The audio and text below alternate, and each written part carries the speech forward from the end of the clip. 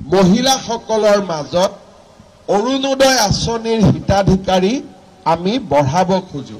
অৰ্থাৎ আজি যদি আমাৰ সৰু পথাৰত 20,000 মহিলাই অৰুণোদয় পায়, এইবাৰ আমি তাক 30,000লৈকে লৈ যাব খোজো, যাতে বেছিতকৈ বেছি মহিলাক আমি অৰুণোদয় আঁচনিৰ সুবিধা দিব পাৰো।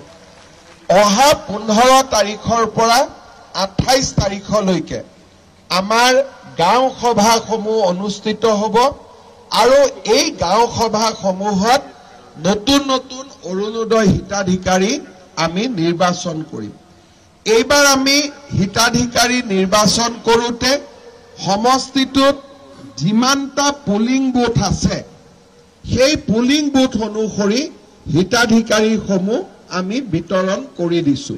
মই আই মাতৃসকলক অনুৰোধ কৰিম যে আপোনালোকে যাতে সকলোৱে 15 তাৰিখৰ পৰা 28 তাৰিখলৈকে হ'বলগীয়া এই অৰুণোদয় হিতাধিকাৰী বাছনিৰ সভাত নিজৰ নাম আৰু উপস্থিত থাকে, কাৰণ এইবাৰ যদি নাম বাদ পৰি যায় বিধানসভা নিৰ্বাচনলৈকে দ্বিতীয়বাৰ নাম সোমাবৰ কাৰণে মোৰো দিগদাৰী হ'ব।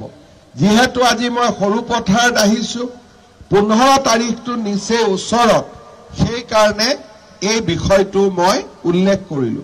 আৰু আগতে যিসকলে অৰুণোদয় পাই আছে তেওঁলোকেও নিজৰ নাম নতুনকৈ অন্তৰ্ভুক্ত কৰিব লাগিব।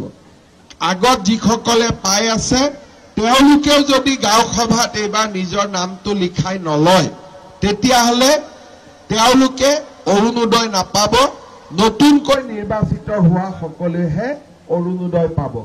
সেইকাৰণে আগতে যিসকলে অৰুণোদয় পাই আছে তেওঁলোকেও যাতে অৰুণোদয় হিতাধিকাৰী সভাৰ বা হিতাধিকাৰী বাছনি সভাত উপস্থিত থাকে।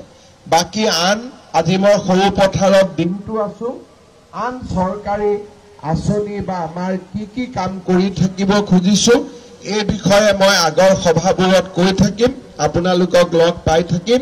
পুনৰ এবাৰ সকলোকে মই বহুত বহুত ধন্যবাদ জনাইছো।